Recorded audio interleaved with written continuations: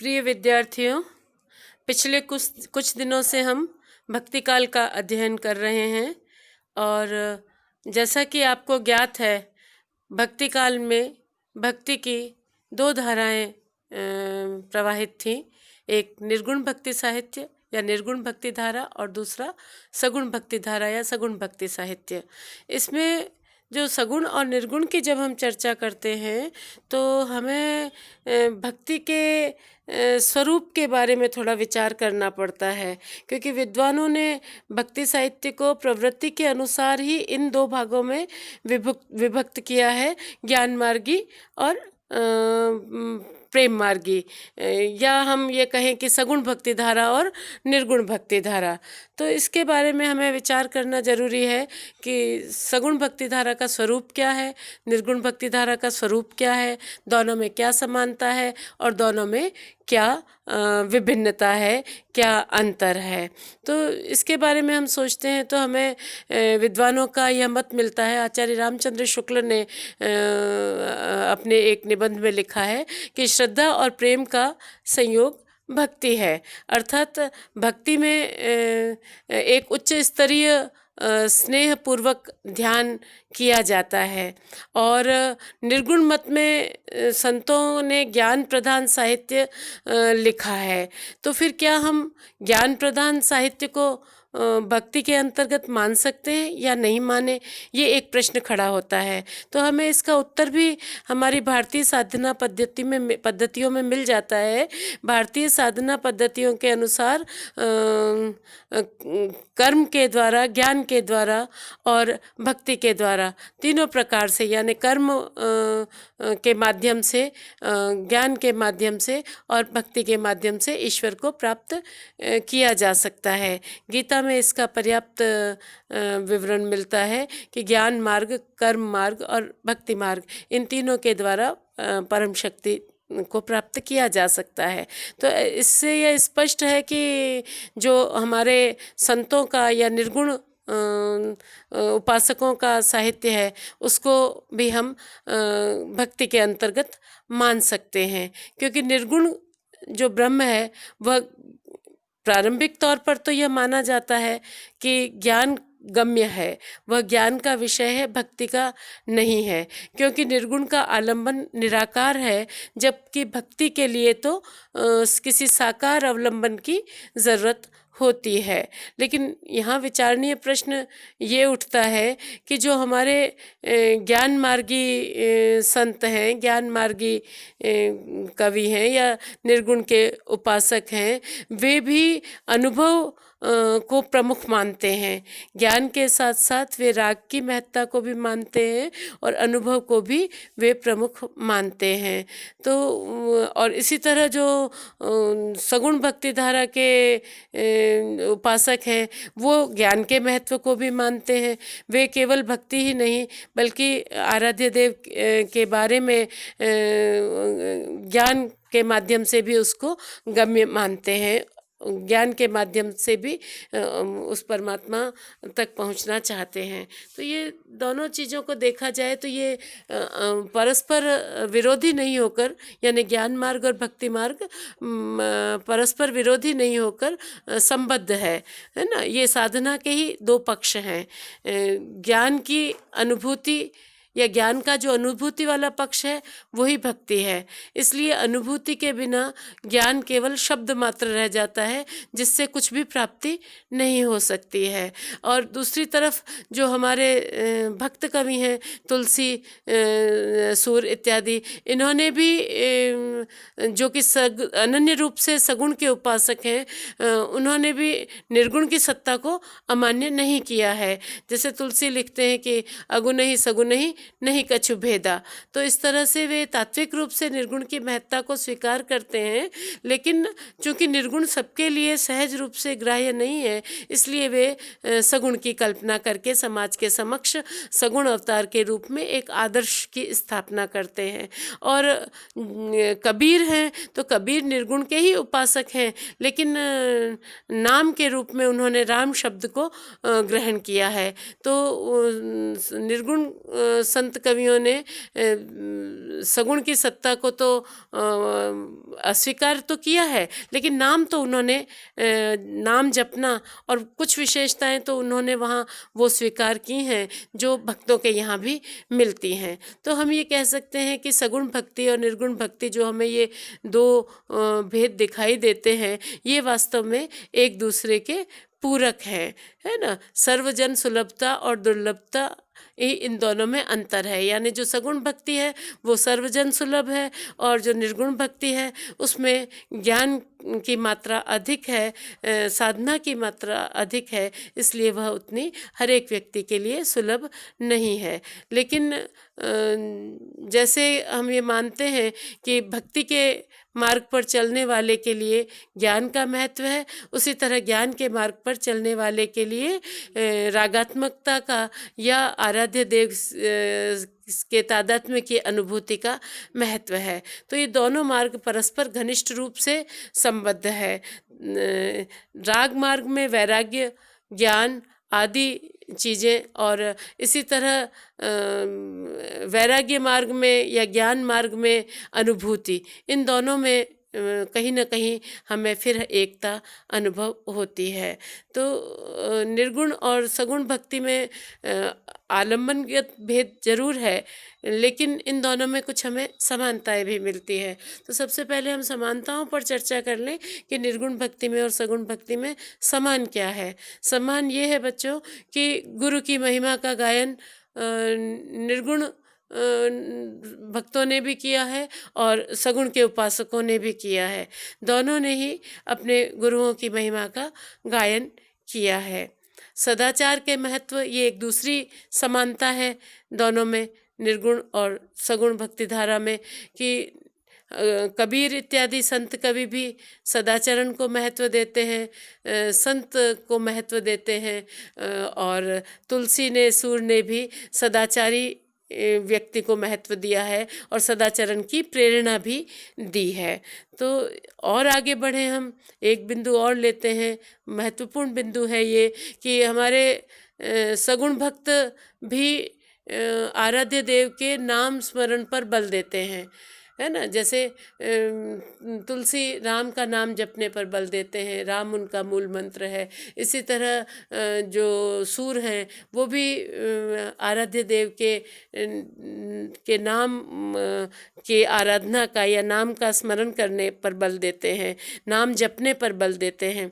उसी तरह जो हमारे निर्गुण के बड़े उपासक हैं कबीर, वो भी अजपा जाप की बात करते हैं। अजपा जाप यानी बाहर एक शब्द भी नहीं बोला जा रहा है, लेकिन प्रत्येक आती जाती सांस में साधक अपने उस ब्रह्म की आराधना कर रहा है। और कबीर चूंकि उसको वहाँ राम के नाम से संबोधित करते हैं, तो वे राम नाम का जाप करते हैं। वह जाप कोई कह नहीं रहा है, कोई सुन नहीं रहा है, लेकिन ध्यान के रूप में, श्वास प्रश्वास में, हर क्षण अजपा जाप के रूप में वह निरंतर साधक के मन में चल रहा है। तो इसी तरह नाम स्मरण पे दोनों ने बल दिया है। और देखें हम तो सत्संगति, है ना, सत्संगति और कीर्तन या जप, इस पर भी सगुण भक्त कवियों ने भी बल दिया है और निर्गुण के साधक भी इसके बारे में प्रेरणा देते हैं कि सत्संगति से आचरण की शुद्धता आती है और आचरण की शुद्धता से साधना मार्ग पर गमन आसान हो जाता है। इसी तरह मैंने कबीर पढ़ाते समय आपसे बार बार बात की कि कबीर जीव मात्र के प्रति प्रेम की बात, रागात्मकता की बात करते हैं। कबीर की 2 साखियाँ मैंने उल्लेख की थी, जहाँ वो लिखते हैं कि पीछे लागा जाई था लोक वेद के साथ, आगे ते सतगुरु मिल्या दीपक दिया हाथ, दीपक दिया तेल भरी बाती दई अघट, पूरा किया बिसा हुना बहुरी न आवो हट। तो दीपक दिया तेल भरी, ज्ञान का यह जो आलोक है, ज्ञान का जो यह दिया है, उसमें क्या है? उसमें स्नेह है। स्नेह या रागात्मकता है। रागात्मकता किसके प्रति है? जीव मात्र के प्रति प्रेम है, जीव मात्र के प्रति रागात्मकता है। तो इस तरह प्रेम की बात, रागात्मकता की बात कबीर के यहाँ भी है। तभी तो वे विरहिणी के रूप में अपना चित्रण कर पाते हैं कि विरहिणी उबी पंथ सिर पंथी बूझे धाई, एक शब्द कही पीव का कब्रे मिलेंगे आई, विरह भवंगम तन बसे मंत्र न माने कोई, राम विभोगी ना जिए जिए तो बहुरा होई। बहुत सारी साखियों में वे वियोग का वर्णन करते हैं और जीव मात्र के प्रति रागात्मकता का आकुल वर्णन करते हैं। तो फिर ये हमें सगुण भक्त कवियों में भी मिलता है। वे भी मानव के प्रति प्रेम की बात करते हैं और ये एक जो रागात्मकता का तत्व है ये ज्ञान के साथ दोनों में हमें बराबर मिलता है। सगुण भक्त कवियों में भी मिलता है और निर्गुण भक्त कवियों में भी मिलता है। इसके अलावा अनुभूति का उत्कर्ष हमें भक्ति साहित्य में मिलता है, जो हमें ज्ञान मार्गी कवियों में भी मिलता है। कबीर भी अनुभव की बात करते हैं, क्योंकि साधना के माध्यम से उन्हें जो अनुभव होता है, जो समाधि लगती है, उस समाधि को वो अनिर्वचनीय आनंद कहते हैं। तो अनुभूति का वह चरम उत्कर्ष है कबीर के यहाँ, जिसमें वे निर्विकल्प समाधि की बात करते हैं। दो प्रकार की समाधि मानी है। एक तो सविकल्प समाधि, जिसमें साधक समाधि में तो लीन है लेकिन उसे ये अब भी यह ज्ञात होता है कि वह अलग है और परम तत्व भिन्न है। तो कहीं न कहीं थोड़ा सा ही सही द्वैत का भाव उसमें तब भी रहता है, वह सविकल्प समाधि है। और जहाँ साधक एक और उच्च सोपान और उच्च स्तर पर पहुँचता है, जहाँ उसे निर्विकल्प समाधि लगती है। निर्विकल्प यानी जहाँ जीव और ब्रह्म का अंतर समाप्त हो जाता है, द्वैत का भाव बिल्कुल नहीं रहता। साधक सो अहम या अहम ब्रह्मास्मि की भावना में पहुंच जाता है, अनुभूति में पहुंच जाता है। और इसी को सूफियों के यहाँ अनहलक कहा है कि जो जीव अब ब्रह्म तक पहुंच चुका है, उसे अपने अलग होने की प्रतीति या अलग होने का एहसास अब नहीं है। तो ये अनुभूति का उत्कर्ष है ना, साधना की अनुभूति का उत्कर्ष है, जिसको कबीर भी व्यक्त करते हैं, सूफी भी व्यक्त करते हैं। और इसी तरह एकाकार होने का भाव विभोर होकर वर्णन करते करते सूर और तुलसी भी अपने आराध्य में एकाकार होने की भावनाओं का वर्णन करते हैं। लेकिन हाँ, वहाँ द्वैत है, क्योंकि कबीर अद्वैत के उपासक थे, लेकिन तुलसी विशिष्टाद्वैत के उपासक थे और सूर वल्लभाचार्य के शुद्धाद्वैत के उपासक थे। तो जो भक्त है वह अद्वैत नहीं मानता, संत है वह अद्वैत को मानता है, स्वीकार करता है। वह जीव और ब्रह्म को तात्विक रूप से एक ही मानता है, जैसे बूंद और समुद्र में तात्विक एकता है। जैसे वह ये मानता है कि जो गुण पर जीव में है वह परमात्मा का ही एक अंश है, और वह चूँकि इस संसार में आकर माया की मलिनता से ग्रस्त हो गया है, इसलिए वह परमात्मा से भिन्न हो गया है। माया की मलिनता को जब वह हटाएगा, माया के आवरण को हटाएगा या मन रूपी दर्पण पर गिरे हुए माया रूपी धूल को हटाएगा, तो उसे अपना निर्मल प्रतिबिंब जो कि ब्रह्म सम ही है वह दिख पड़ेगा। इसलिए कबीर के यहाँ जो मुक्ति है, मोक्ष है, वह या निर्वाण है, वह ब्रह्म में विलीन होना है, एकात्मकता की अनुभूति है। लेकिन जो हमारे सगुण भक्त कवि हैं वे वैकुंठवास की बात करते हैं, परमात्मा के अपने ईश्वर के, अपने आराध्य देव के या अवतार के सामीप्य की बात करते हैं, गोलोकवास की बात करते हैं, वैकुंठ लोकवास की बात करते हैं। लेकिन अनुभूति का जो उत्कर्ष है वो दोनों में ही हमें दिख पड़ता है, समान भाव से दिख पड़ता है, सगुण भक्तों के यहाँ और निर्गुण उपासकों के यहाँ। इसके अलावा हम देखें तो अपने आराध्य के प्रति सर्वात्म भाव से समर्पण या सर्वात्म भाव से आत्मार्पण, ये दोनों के यहाँ हमें मिलता है। कबीर लिखते हैं कि कबीर कूता राम का मुतिया मेरा नाव, गले राम की जेवड़ी जित मैं चेतित जाऊं। तो निरहंकारिता, अहंकार से रहित होकर अपने दैन्य को अनुभव करके और परमात्मा के प्रति समर्पण, ये हमें निर्गुण उपासकों, कबीर इत्यादि संत कवियों के यहाँ भी मिलता है। और यही समर्पण या शरणागति है ना, सर्वात्म भावेन शरणागति का भाव हमें भक्त कवियों के यहाँ भी मिलता है। सूर तुलसी मीरा के यहाँ भी मिलता है। मीरा तो आकुल पुकार ही आत्मार्पण की है, शरणागति की है, बार बार कहती है मीरा दासी मीरा चेरी। इसी तरह सूर भी अपने आप को उपासक मानते हुए, कृष्ण के उपासना करते हुए बार बार दीनता और आत्मार्पण की बात करते हैं। और तुलसी के यहाँ तो दैन्य सेवक भाव की भक्ति ही है, दैन्य भाव की भक्ति है। तो वो आत्मार्पण की भावना हमें सभी भक्तिकालीन कवियों में दिखाई देती है।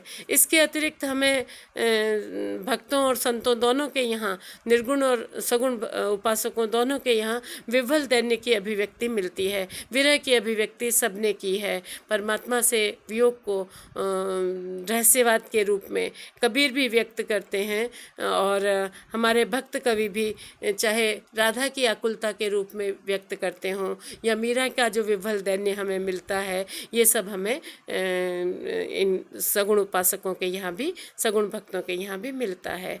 इसके अलावा भगवत वत्सलता, ये भी हमें दोनों के यहाँ मिलती है। कबीर भी बात करते हैं कि राम कृपा करेंगे, मति वे राम दया करे बरसी बुझावे अग, है ना। शायद वे राम कृपा करें और मेरी विरहाग्नि को अपने दर्शनों के माध्यम से, दर्शनों की रस दृष्टि के माध्यम से बुझाएं। और इसी तरह भक्तवत्सलता की बात सूर भी करते हैं कि वह कृष्ण कृपा करेंगे, मैं दीन हूँ, मैं हीन हूँ, हों सब पतितन कोटि को, है ना, मैं सबसे ज़्यादा पतित हूँ, मेरे मुझ पर कृष्ण कृपा करेंगे। या तुलसी बारंबार राम की कृपा पाने की बात करते हैं। तो वो ये मानते हैं कि जो ईश्वर है वह कृपालु है, वह दयालु है, वह अपने भक्त पर आवश्यक रूप से कृपा करता है और भक्त को दर्शनों के माध्यम से, और भक्त को उसकी भक्ति के कारण वह गोलोकवास देता है, वैकुंठवास देता है, और भक्ति के माध्यम से परमात्मा को पाया जा सकता है। लेकिन ये थोड़ा सा अंतर यहाँ मिलता है कि जितनी भक्तवत्सलता की बात सगुण भक्तों ने की है, मेरी समझ में कबीर इत्यादि में आत्मविश्वास की भावना ज़्यादा है ना। वे कृपा की बात करते हैं पर आचरण की शुद्धता के माध्यम से आत्म सिद्धि प्राप्त करके और आत्मविश्वास के माध्यम से ब्रह्म के समकक्ष होने की भावना उनके यहाँ हमें ज़्यादा मिलती है। तो जो कुछ बात चर्चा हमने अभी करी कि गुरु की महिमा, मैं दोहराती हूँ, गुरु की महिमा का गायन, सदाचार को महत्व देना या आचरण की शुद्धता पर बल देना, नाम स्मरण पर बल देना, जप करना, कीर्तन या सत्संगति की बात, रागात्मकता की बात, अनुभूति का उत्कर्ष, आत्मार्पण या समर्पण की भावना या शरणागति की भावना, या विरह या विह्वल दैन्य का वर्णन, या ईश्वर की कृपालुता का वर्णन, सगुण और निर्गुण दोनों पद्धतियों में समान रूप से हमें उपलब्ध होता है। तो इस तरह हम देखते हैं कि निर्गुण को आधार मानकर चलने वाले ज्ञान मार्गी संतों में तथा प्रेम मार्गी सूफियों की अनुभूतियों वाला ज्ञान तथा प्रेम की साधनाएं व पद्धतियाँ भक्ति की व्यापक परिधि के अंतर्गत आती हैं। यानी जो हमारे सगुण उपासक हैं उनको तो हम भक्त मानते ही हैं, लेकिन जो हमारे निर्गुण के उपासक हैं, सूफी और संत कवि, ये भी कहीं न कहीं इनके भी काव्य में भावनात्मक या अनुभूतिगत उत्कर्ष है। इसलिए इनको भी हम भक्ति के अंतर्गत ही मानेंगे, भक्ति साहित्य के अंतर्गत ही इनके साहित्य को हमें स्वीकार करना होगा। तो अभी हमने बात की साम्य की, अब थोड़े से भेद की बात भी कर लें कि उपासना भेद का सहारा लेकर या उपासना भेद की बात करके हमने जो सगुण और निर्गुण ये दो अलग अलग कल्पनाएं की हैं, इनमें कुछ अंतर भी है। साम्य तो अभी हमने देखा, लेकिन अंतर भी है।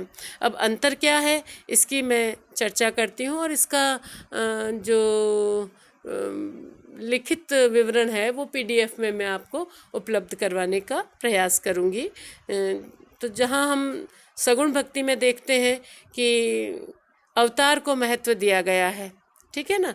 राम और कृष्ण दोनों ही विष्णु के अवतार हैं, और रसखान भी कृष्ण की आराधना करते हैं, सूर कृष्ण की आराधना करते हैं, मीरा कृष्ण की आराधक है, तुलसीदास भक्ति काल में राम की आराधना करते हैं, और राम और कृष्ण दोनों ही विष्णु के अवतार हैं।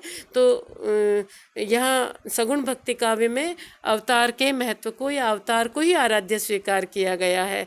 और ये अवतार क्या करता है, ये भक्तों की रक्षा के लिए सृष्टि में आता है और लीला करता है। जितने अवतार के कार्य हैं वे सब लीला है, और लीला का कारण क्या है, तो उसके बारे में मिलता है कि लीला का कोई कारण नहीं है, लीला का कारण लीला ही है। वो संसार में आकर अपने क्रियाकलापों द्वारा अपने भक्तों को आनंद देते हैं, भक्तों का उद्धार करते हैं, समाज का दिशा निर्देश करते हैं। इस तरह ये लीला को और अवतार को मानते हैं। और जो निर्गुण भक्त हैं हमारे, वे ब्रह्म की अनुभूति को स्थान देते हैं। उनके यहाँ जो परम शक्ति है, चाहे वह राम के नाम से कबीर उसे व्यक्त करें, लेकिन वो साथ में कह देते हैं कि दशरथ सुत तिहु लोक बखाना, राम नाम का मरम है आना। दशरथ पुत्र राम की बात सारा मानव समाज कर रहा है, लेकिन वो कहते हैं कि राम नाम का मरम है आना। राम जो शब्द है इसका अर्थ मेरे लिए भिन्न है, अन्य है, क्योंकि वे राम शब्द के माध्यम से ब्रह्म की अनुभूति को स्थान देते हैं। यहाँ थोड़ी सी विचार करने की बात बच्चों ये है कि रामानुजाचार्य के शिष्य हुए कालांतर में रामानंद, और रामानंद उदार भक्त थे।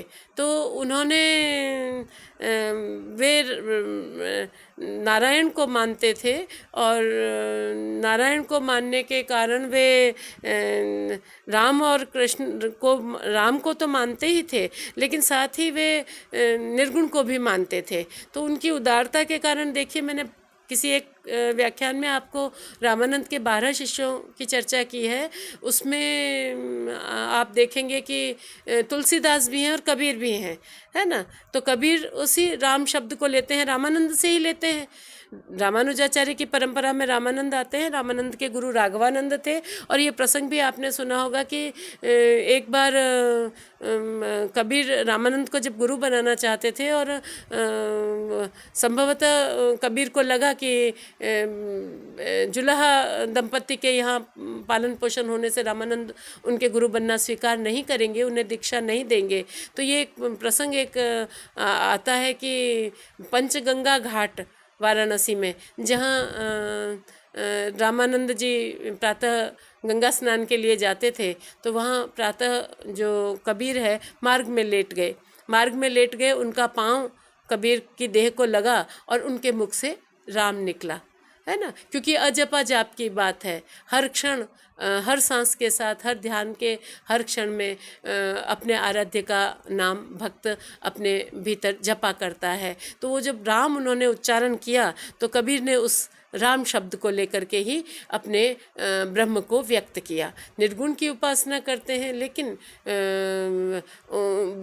राम शब्द का प्रयोग करते हैं, और उसी राम शब्द को तुलसी ने सगुण साकार के रूप में चित्रित किया, दशरथ के पुत्र राम के रूप में चित्रित किया, अवतार के रूप में चित्रित किया, लीला वपुधारी राम के रूप में चित्रित किया। और वहाँ एक सामाजिक आदर्श उन्होंने समाज के समक्ष एक कहानी के माध्यम से सांस्कृतिक आदर्शों की अभिव्यक्ति करी, निरूपण किया। तो ये जो हमारे भक्त कवि हैं वो ब्रह्मानुभूति को स्थान देते हैं, अवतारवाद को नहीं मानते, और जो हमारे सगुण भक्त हैं वो अवतार को मानते हैं, लीलाओं को मानते हैं। फिर दूसरा बिंदु देखें कि सगुण भक्ति में ईश्वर की कृपा पर ज़्यादा भरोसा होता है ना, भगवान की अनुकंपा पर भरोसा होता है। जैसे सूर को आप पढ़ते हैं तो देखते हैं कि वो बार बार कहते हैं कि हे कृष्ण आप मुझ पर कृपा करो, है ना, आपकी कृपा से ही मेरा उद्धार होगा। तो भक्त के हाथ में केवल भक्ति करना है ना। उद्धार, अपना उद्धार स्वयं भक्त नहीं कर सकता। भक्त का उद्धार, भक्त पर कृपा, भक्त पर अनुग्रह वह ईश्वर ही करेगा, आराध्य ही करेगा। इसलिए सगुण भक्ति में भगवान के अनुग्रह का, कृपा का, अनुकंपा का भरोसा है। लेकिन जो निर्गुण भक्ति है उसमें आत्मविश्वास पर बल दिया गया है। जैसे मैंने आपको कबीर की साखी कही थी कि दीपक दिया तेल भरी बाती दई अघट, पूरा किया बिसाहुणा बहुरिन आवो हट। बिसाहुणा व्यापार, व्यापार क्या? जीवन व्यापार। जीवन व्यापार क्या?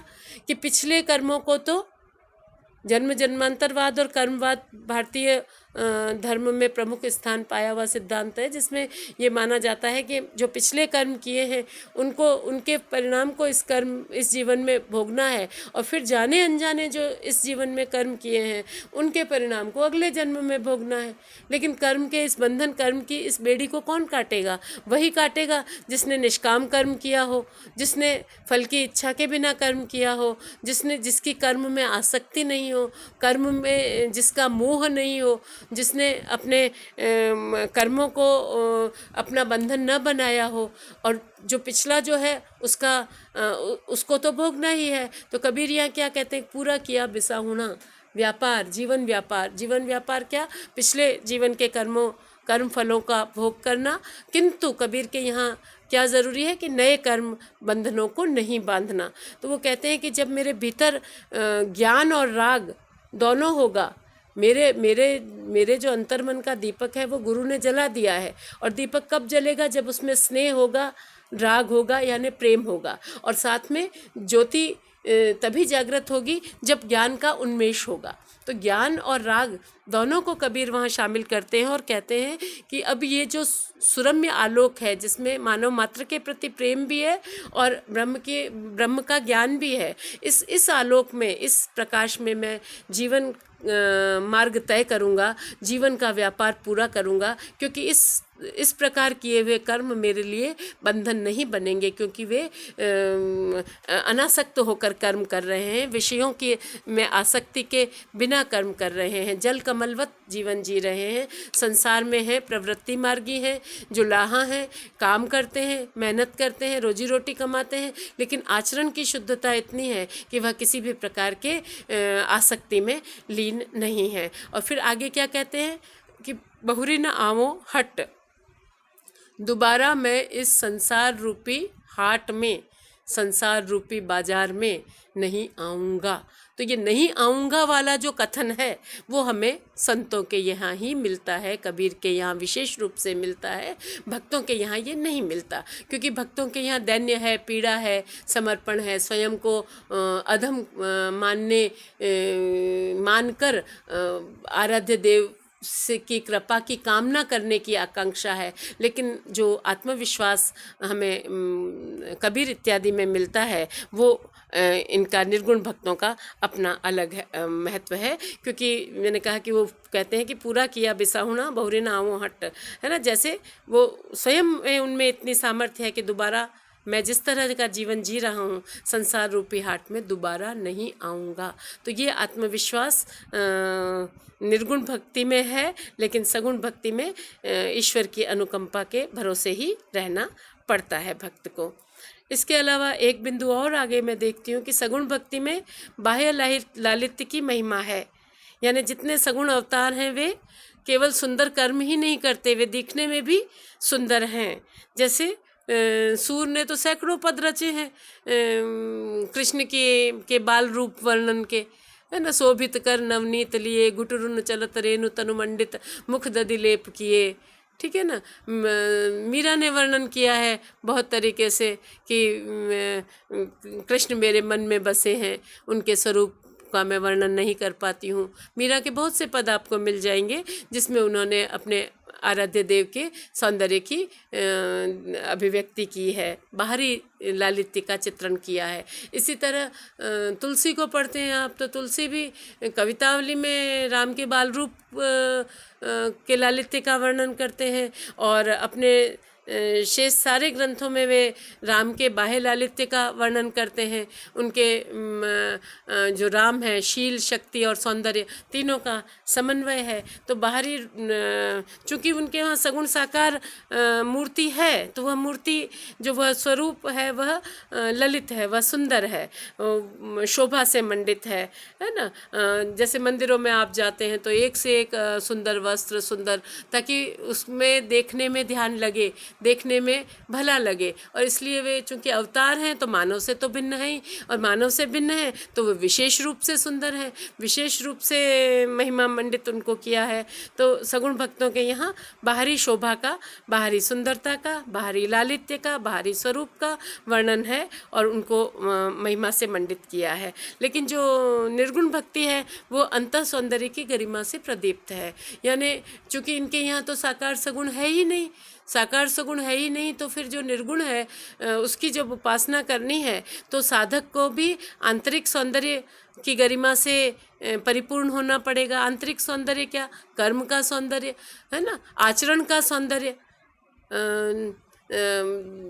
व्यक्ति के आचरण की शुद्धता, आचरण की श्रेष्ठता, व्यवहार की श्रेष्ठता।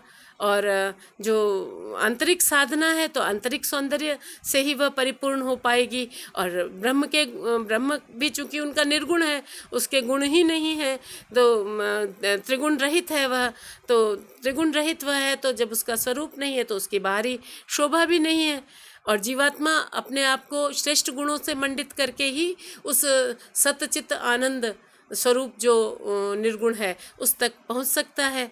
तो क्योंकि जीवात्मा तो संसार में आके माया के वशीभूत होकर सतोगुण, रजोगुण और तमोगुण से युक्त हो जाता है। सतचित और आनंद इससे वो परे हट जाता है। लेकिन जब वो अपने मूल स्वरूप को पहचानता है और माया के भ्रम का निवारण करता है तो फिर पुनः उसका आंतरिक सौंदर्य, कर्म का सौंदर्य, साधना का सौंदर्य, आचरण की श्रेष्ठता का सौंदर्य दीप्तमान हो जाता है और फिर वह आंतरिक सौंदर्य से परिपूर्ण हो जाता है। तो इस तरह सगुण और निर्गुण में हमें जहाँ समानता देखने को मिली, अंतर भी बहुत सारे हैं।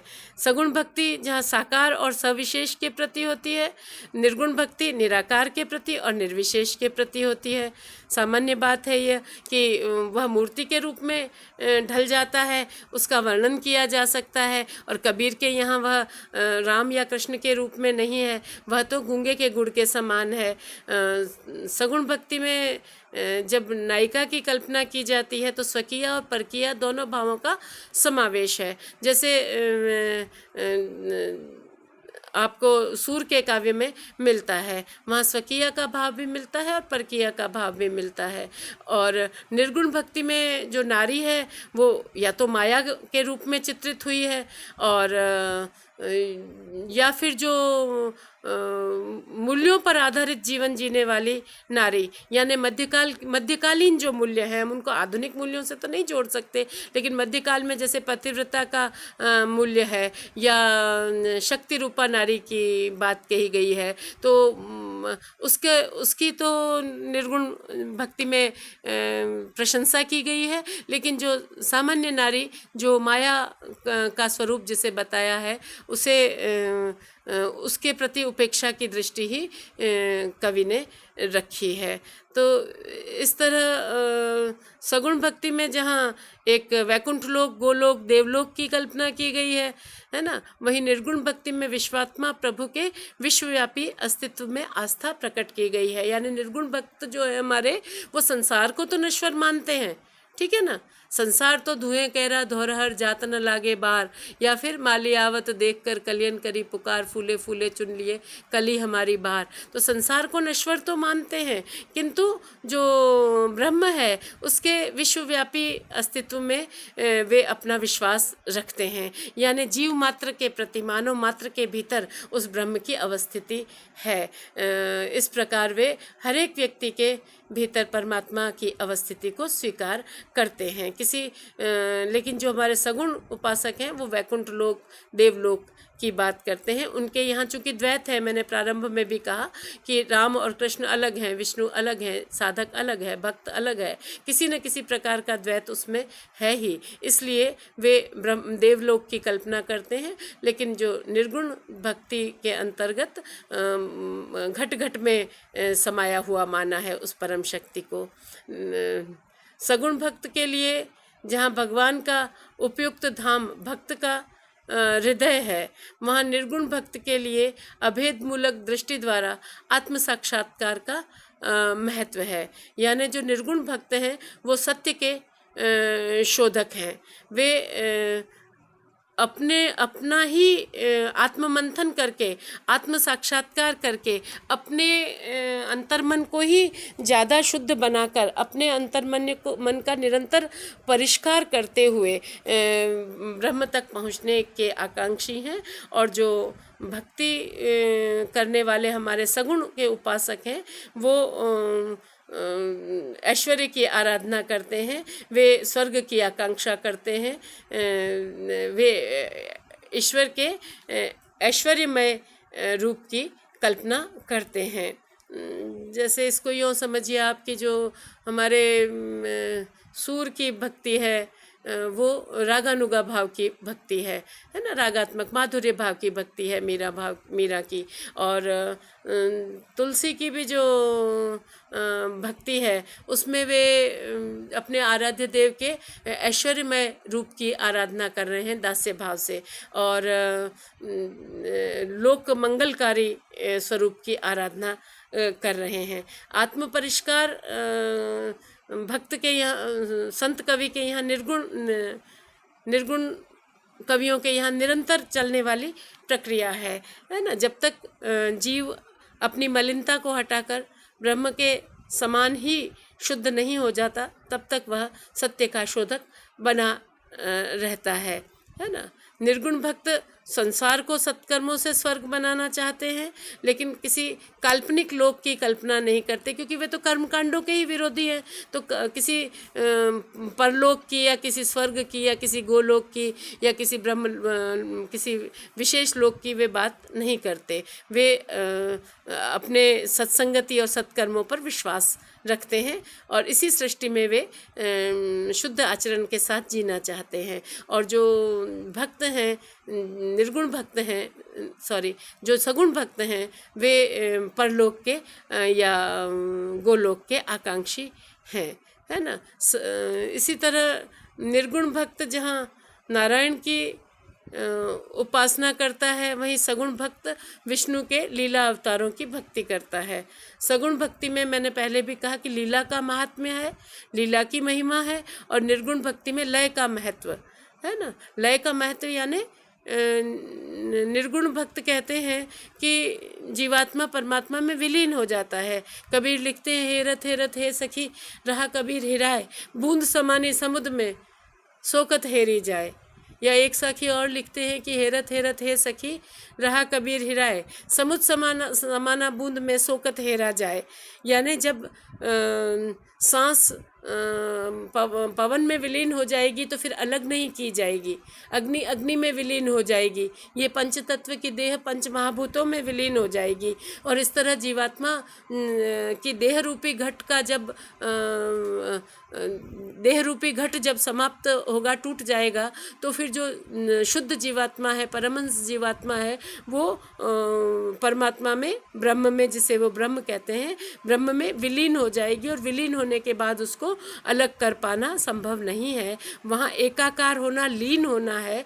जबकि सगुण भक्त कवियों के यहाँ जो परमात्मा तक पहुँचना, आराध्य देव तक पहुँचना, लीन होना नहीं है, समीप पहुँच जाना है, निकट पहुँच जाना है ना। इसीलिए उनके यहाँ मुक्ति क्या कही गई है?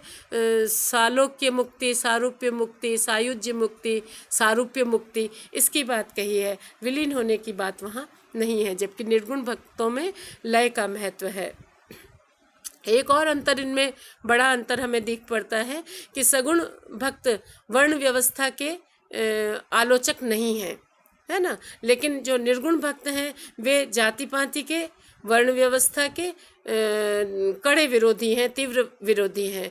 क्योंकि जो हमारे निर्गुण भक्ति काव्य धारा है, जो हमारे संत कवि हैं, उसमें वैसे तो सभी वर्गों के और वर्णों के कवि हैं, लेकिन ज़्यादा उसमें दलित वर्ग के कवि हैं, जिन्हें मंदिरों में जाने की अनुमति नहीं थी, जिन्हें सगुण की उपासना की अनुमति नहीं थी। तब उन्होंने अपने लिए एक बड़ा राजमार्ग निर्गुण भक्ति के रूप में भी उन्होंने खोज लिया। तो इस तरीके से देखते हैं कि जो समाज में जो अमीर गरीब के आधार पर या वर्ण व्यवस्था के आधार पर जो समाज में ऊंच नीच और भेदभाव और अस्पृश्यता इत्यादि समाज में बुराइयां थी, उनका कबीर को आप देखते हैं तीव्रता से, प्रखरता से खंडन करते हुए देखते हैं। वहाँ फिर वे उनके भीतर वो रागात्मक वाला भाव वहाँ नहीं दिखता हमें, वहाँ वो चोट करते हैं। और इसीलिए हजारी प्रसाद द्विवेदी जी ने कबीर के बारे में कहा, कबीर तो वाणी के डिक्टेटर थे, भाषा से उनको जो कहलवाना था उन्होंने कहलवा दिया, बन पड़ा तो सीधे साधे, नहीं तो दरेरा देकर। भाषा उनके सामने लाचार सी नज़र आती है। वे शब्दों को तोड़ मरोड़ कर भी वे जहाँ उनको हथौड़ा चलाना है वहाँ चला देते हैं, और जहाँ उनको जाति पाति के भेदभाव का, ऊंच नीच का, अस्पृश्यता का विरोध करना है, उसका वे खुलकर विरोध करते हैं और तार्किकता के साथ विरोध करते हैं और एक व्यापक मानवता की बात करते हैं। लेकिन सगुण भक्त जो वैष्णव हैं, तो चाहे सूर हों, चाहे तुलसी हों, चाहे मीरा हों, तो ये वर्ण व्यवस्था के आलोचक नहीं हैं, वर्ण व्यवस्था के विरोधी हमें नहीं दिखाई देते। हालांकि तुलसी के यहाँ एक छंद मिलता है जिसमें वो कहते हैं, मांग के खाई बो मसीत को सोई बो, लेबे को एक न देबे को दो। लेकिन व्यापक रूप से तो वे वैष्णव भक्त हैं, इसलिए जाति व्यवस्था के खुलकर विरोध वे नहीं करते, उसकी आलोचना नहीं करते, उस पर जो है उसके तीव्र विरोधी वे नहीं हैं, है ना। लेकिन जो प्रेमा भक्ति है वो दोनों को स्वीकार्य है। जब कबीर विरह की बात करते हैं तो वे राग की बात करते हैं, प्रेम की बात करते हैं, जीव मात्र के प्रति दया की बात करते हैं, और जो हमारे सगुण भक्त कवि हैं वे भी प्रेमा भक्ति की बात करते हैं। सगुण भक्ति परंपरा का मूल संभवतः दक्षिण में रहा। दक्षिण भारत से ये आचार्य आए जिन्होंने उत्तर भारत में भक्ति की परंपरा का प्रचार प्रसार किया, और निर्गुण भक्ति का आदि स्रोत संभवतः श्वेतर उपनिषद में है ना। स्वयं श्रीमद् भागवत महात्म्य का प्रथम श्लोक निर्गुण भक्ति का समर्थक प्रतीत होता है, जिसके विशेषणों द्वारा वासुदेव कृष्ण के वपुधारी कृत्यों का परिचय नहीं मिलता। ओम नमो भगवते वासुदेवाय, है ना। प्रस्तुत संदर्भ में इसी प्रकार गजेंद्र स्तुति भी उल्लेखनीय है, जहाँ भगवान को निर्विशेष सूचित किया गया है। श्रीमद् भागवत सगुण भक्ति का आकर ग्रंथ माना जाता है, जिस कारण उपर्युक्त संकेत विशिष्ट महत्व के बन गए हैं। वास्तव में सगुण निर्गुण का भेद जितना स्तरजन्य है उतना वर्गगत नहीं है। थोड़ा सा इसे दोबारा से संक्षेप में समझिए कि भक्ति काल में भक्ति की दो धाराएं हमें मिलती हैं, एक तो सगुण भक्ति धारा निर्गुण, और दूसरी निर्गुण भक्ति धारा। सगुण भक्ति धारा में राम भक्ति धारा और कृष्ण भक्ति धारा मिलती है, और निर्गुण भक्ति धारा में हमें संत काव्य परंपरा और प्रेमाख्यानक या सूफी काव्य परंपरा मिलती है। अब इन दोनों में हमने चर्चा की कि अंतर क्या है और समानता क्या है।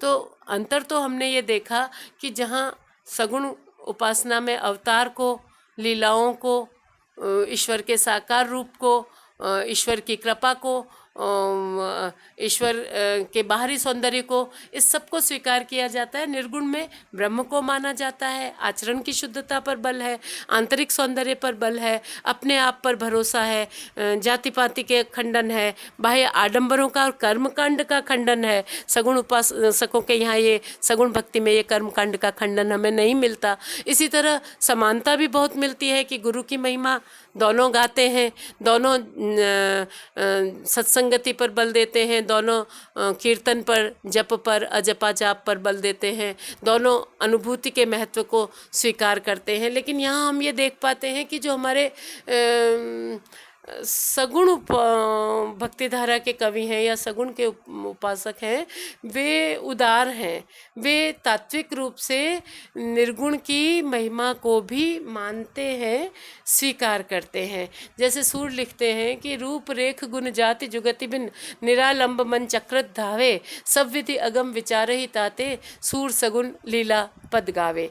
क्योंकि जो निराकार है, जिसका कोई रूप नहीं है, जिसके कोई आकृति नहीं है, जो जन्म नहीं लेता या अवतार नहीं लेता, है ना, जिसको प्राप्त करने के लिए भक्ति जैसा कोई उपाय नहीं है ना, जहाँ भक्त के समक्ष कोई आधार नहीं है, तो भक्त का मन चारों तरफ घूमकर फिर माया में डूब जाएगा, है ना, चारों तरफ मन भटकता रहेगा। इसलिए सूर कहते हैं कि निर्गुण की उपासना दुष्कर है, मुश्किल है, कठिन है, अगम है वो, है ना। उसको सुगम बनाने के लिए वे सगुण कृष्ण की आराधना करते हैं।